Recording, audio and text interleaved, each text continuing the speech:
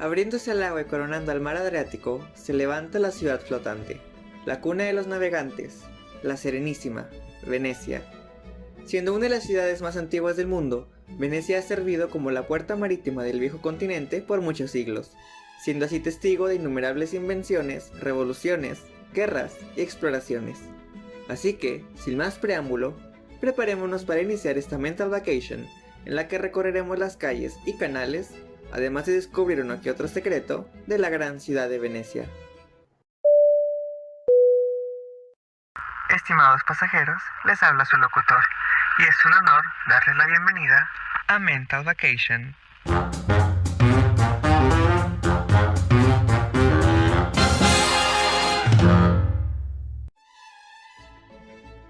Venecia es una de las ciudades más reconocidas a nivel mundial. Ha servido como locación para grandes películas, novelas y acontecimientos históricos, además de que ha sido la cuna de varios personajes ilustres de nuestra historia.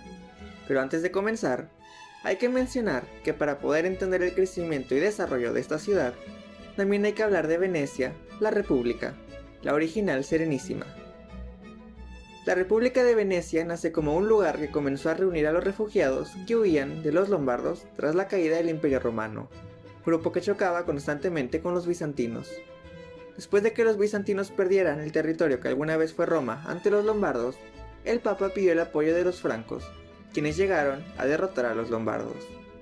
Mientras todas estas guerras sucedían en la península itálica, la gente que huía de estas comenzó a formar un estado que aprendió a defenderse de todos aquellos que lo quisieran dominar, siendo así el nacimiento de la República, o más específico, la Serenísima República de Venecia, de donde la ciudad habría de heredar su apodo. Algo que ayudó a Venecia a evitar las conquistas enemigas fue precisamente su más grande característica, su existencia sobre el agua. Para huir de todos los problemas que ya mencionamos, los venecianos construyeron su ciudad en medio del agua, tomando como base los islotes de Torcello y Malamocco. El sistema que utilizaron para levantar la ciudad funcionaba de la siguiente manera. Primero se buscaba suelo firme sobre la superficie arenosa, después se colocaban estacas de madera, las cuales eran traídas desde bosques de Eslovenia y Croacia. Una vez que estaban colocadas, se ponían tablones y plataformas de madera encima, y después se ponía una fundación de piedra caliza sobre las plataformas, y era sobre estas bases de piedra sobre las que se comenzó a erigir los edificios. Para entender cómo Venecia se convirtió en la capital de la República, debemos ahondar en la estructura política de esta, lo cual haremos de una manera muy breve, porque si no, nos tomaría el capítulo entero. En lo más general, la República de Venecia, como su nombre lo dice, era una república en la que el cargo más alto era aquel ocupado por el dogo, quien era escogido por el consejo. El dogo ocupaba el cargo de forma vitalicia, sin embargo, el consejo era renovado cada cierto tiempo. Es así como en el año 810, el dogo Angelo Participacio decidió mover la residencia oficial de la isla de Malamocco a Rialto, donde el palacio actual perdura hasta nuestros tiempos. Esta decisión puso en marcha la transformación de la zona, lo que haría que Rialto comenzase a tomar la forma de la Venecia que conocemos hoy en día. Precisamente, durante los 26 años que la familia Participacio gobernó, Venecia comenzó a crecer y fusionarse con el mar, por medio de la construcción de canales y puentes. En el año 828, dos comerciantes venecianos lograron entrar a la tumba de San Marcos en Alejandría, Egipto, para robar sus restos. Tomando las reliquias y escondiéndolas en un cargamento, consiguieron transportar a San Marcos hasta Venecia, donde consideraron sería un lugar digno para su descanso. Al llegar a la ciudad, los comerciantes dieron los restos al dogo Justiniano Participacio, hijo de Angelo. Los restos fueron guardados y se comenzó a construir un templo para resguardarlos, el cual se terminó en el año 832, logrando además que Venecia consiguiera ser una sede episcopal independiente. El templo guardaba una gran inspiración bizantina, esto debido a la gran fascinación que sentía la República de Venecia por el Imperio Bizantino y su capital, Constantinopla. De ahí que muchos aspectos de Venecia tuvieran una influencia más cargada hacia lo bizantino que hacia lo romano. Algunos historiadores sugieren que una de las posibles aspiraciones de Venecia como ciudad era intentar recrear la grandeza de Constantinopla. El templo de San Marcos fue quemado durante una revuelta contra el dogo Candiano IV en el año 976 y comenzó a ser reconstruido por el dogo Orseolo I 2 años después. Sin embargo, la construcción fue absorbida por el proyecto de la Basílica de San Marcos, el cual comenzó en el año 1063 bajo órdenes del dogo Domenico Contarini.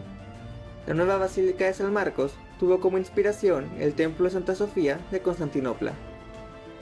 Aunque la basílica fue consagrada 10 años después, no dejó de tener modificaciones hasta 1617. Muchos de los elementos y dinero utilizados para la construcción y decoración de la basílica vinieron del saqueo de Constantinopla en la famosa Cuarta Cruzada en 1204, de donde se tomaron columnas y obras de arte, entre ellos los famosos caballos que se encuentran sobre la puerta principal, caballos que alguna vez decoraron el hipódromo de Constantinopla, uno de los sitios más importantes para la ciudad bizantina. Otra pieza tomada de Constantinopla fue la escultura de la tetrarquía o los tetrarcas, la cual representaba a los 4 gobernantes que dirigieron el Imperio Romano bajo el mando del emperador Diocleciano. La escultura sigue hasta hoy en día en una de las columnas de la basílica, y lo curioso de la historia es que no se supo que venía del saqueo a Constantinopla hasta cientos de años después, para ser específicos, a mediados del siglo XX, cuando una excavación en los restos del Gran Palacio de Constantinopla dio como resultado el descubrimiento de un pie que le hace falta a la estatua, resolviendo el misterio de su origen y del pie faltante. Como ya mencioné, la basílica siguió teniendo modificaciones a lo largo de los años. Esto además debido a las donaciones de piezas y ornamentas que hacían aquellos navegantes a los que les iba bien, como muestra de agradecimiento u ofrenda hacia el patrón de la ciudad, San Marcos. A tan solo unos metros de la catedral podemos encontrar el que sin duda es el icono más reconocible de Venecia, el campanario o campanile de San Marcos. El campanario tiene una historia muy curiosa, ya que no se pensó como un campanario y su construcción se vio obstaculizada por los constantes pleitos y cambios dentro de la política. Su construcción comenzó oficialmente entre los años 919 y 939. No hay un registro exacto debido a que, como mencioné, no se pensó como un campanario, ya que en sí el proyecto formaba parte de una serie de construcciones y adecuaciones para fortalecer la seguridad de la ciudad ante posibles ataques enemigos.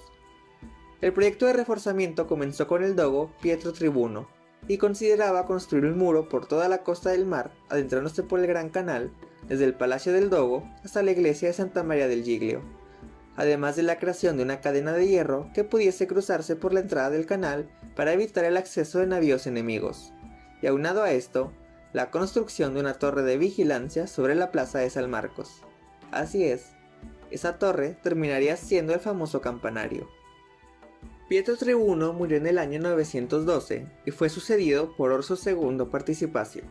Cabe mencionar que no tenía relación alguna con los Participacio que mencionamos antes, quien a su vez fue sucedido por Pietro II Candiano, y es entre los gobiernos de ellos dos cuando se comienza la construcción de la torre. Sin embargo, esta avanza un paso eterno y alcanza los 40 metros de altura entre los años 1071 y 1084, bajo el gobierno del dogo Domenico Selvo. De ahí, el siguiente hecho destacable sucede hasta con el dogo Domenico Moresini, quien estuvo en el cargo de 1147 a 1156, y es a él a quien se le atribuye la construcción del campanario como tal. Ya convertida en campanario, la torre sufrió accidentes y falta de mantenimiento en repetidas ocasiones, como cuando un rayo le cayó por primera vez en 1388 y por segunda vez en 1489, y entre estas sufrió un incendio en 1403. Un siglo después, en 1511, un terremoto dañó gravemente la estructura, creando una grieta que cruzaba toda la fachada, por lo que fue reparada, y en 1513 se colocó la estatua del Arcángel Gabriel en la punta, la cual, además de ser decorativa, servía como una veleta. En 1537 la torre volvió a sufrir daños por otra caída de un rayo, suceso que se repetiría otras 4 veces más durante ese siglo, otra en 1653 y otras 3 en el siglo XVIII, siendo la última en 1762.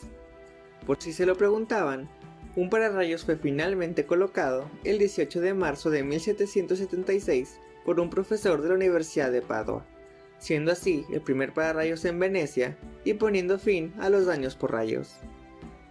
Todo parecía bien con el campanario hasta las labores de mantenimiento de 1902. El 7 de julio los trabajadores observaron que mientras martillaban en el piso, la torre se sacudía. El 12 de julio, una gigantesca grieta amaneció en la fachada de la torre, por lo que se colocaron maderas para apoyarla y se cancelaron los eventos programados en la plaza de San Marcos para el fin de semana. El fin de semana pasó en suspenso y el lunes 14 sucedió lo inevitable.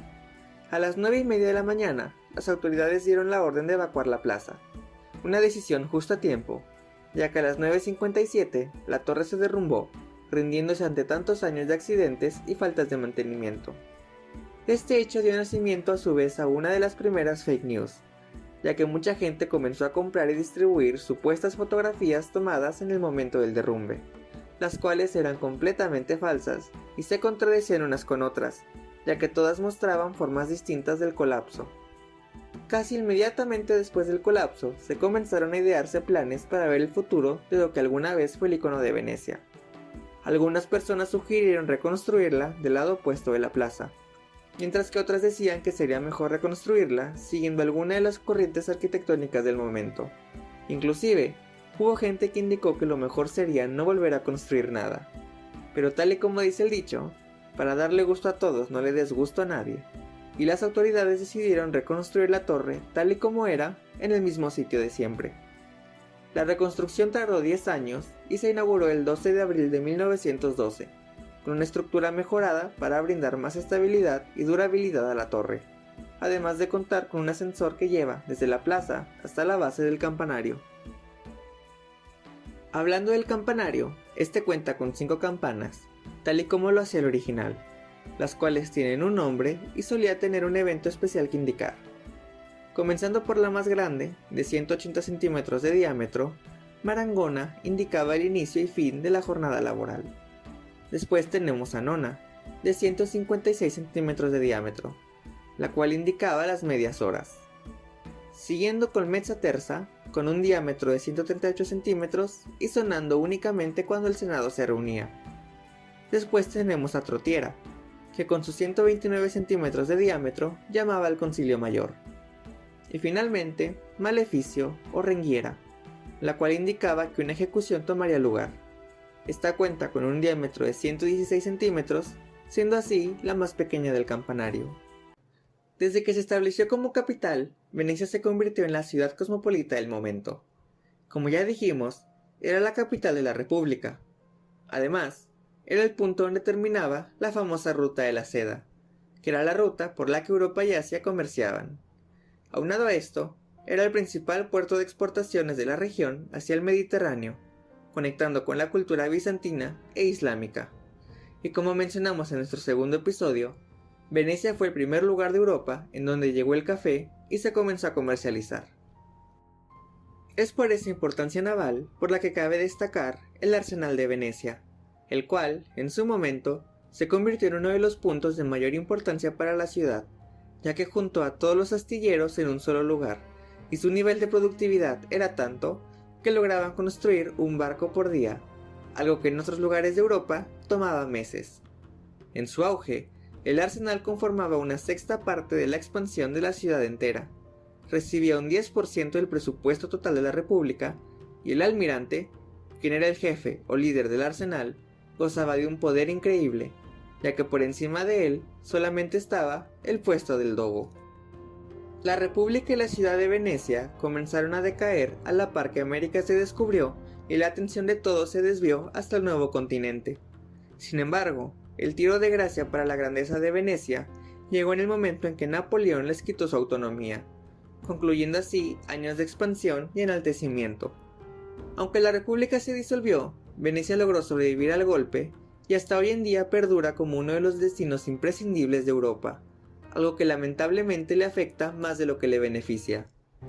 Actualmente Venecia sufre una batalla por mantenerse como una ciudad sólida, ya que gran parte de la isla ha sido adquirida por empresas y personas relacionadas al ámbito turístico, rompiendo con la comunidad veneciana, la cual pierde 1000 habitantes por año, ya que estos deciden mudarse a destinos más tranquilos. Esto ha hecho que los precios de vida se hayan disparado y cada vez sea más difícil para los locales conseguir un lugar para vivir. Si les interesa más el tema, les recomiendo el documental de la DW, Venecia, una joya en oferta. Otro de los obstáculos que enfrenta es el hundimiento, que por más sorprendente que suene, no es a causa de los cimientos milenarios, sino que es por el calentamiento global y sus efectos, los cuales han modificado el ciclo de lluvias y aumentado los niveles del mar. Cuando estos dos efectos se juntan, las calles y plazas de Venecia se pierden ante el agua. Algunas medidas han sido tomadas, como la creación de compuertas que se cierran para proteger la laguna del ascenso de las aguas del Adriático. Finalmente, la batalla que están comenzando a ganar es contra los grandes cruceros y embarcaciones que cruzan las costas venecianas. Muchas veces, los barcos tienen una altura mayor a la de los edificios de la ciudad, creando un efecto visual impactante y quitándole vistas naturales a los ocupantes de los edificios. A partir del 1 de agosto de 2021, una nueva legislación entrará en vigor, la cual prohíbe a embarcaciones mayores de 25.000 toneladas adentrarse al centro histórico. Sin embargo, esto ha causado dudas entre los expertos, quienes dicen que no será suficiente para proteger a la Serenísima. Lo que no podemos negar es que es un avance a favor de la ciudad, y en estos contextos, cada pequeña acción cuenta. Con esto hemos llegado al final de la Mental Vacation del día de hoy. Sin duda hemos podido ver una pequeña parte de la grandeza histórica que cubre esta ciudad, y considero que será interesante hacer un episodio en el que hablemos de la República en general, para tratar con más profundidad su estructura política, social y económica, además de la influencia que ha tenido en las áreas artísticas. Déjame saber en las redes sociales qué otro aspecto de la República te gustaría que tratásemos, además de algún otro destino que merezca ser visitado en una Mental Vacation. Recuerda que nos encuentras en TikTok, Twitter, Instagram y ahora también en Facebook. Espero hayas disfrutado este recorrido por el espacio y tiempo de la Serenísima. Y sin más que decir, me despido y nos vemos en la próxima Mental Vacation.